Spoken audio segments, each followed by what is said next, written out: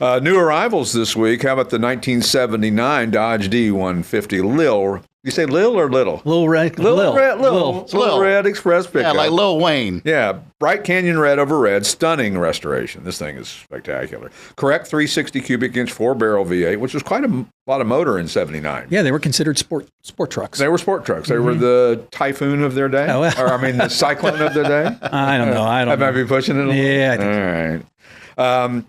Correct A727 automatic. It's one of, I think, 5,100 and something of these made. And added air conditioning. No harm, no foul, I say. That's good to have. Good to have. Yeah. Especially in a truck with it's good to have. And plus, it's not a lot of square footage, so you don't have as powerful as an air conditioner. That's true. But they had the stacks, which are very cool. Very cool. Stacks. Everybody loves the stacks. Everybody loves the stacks.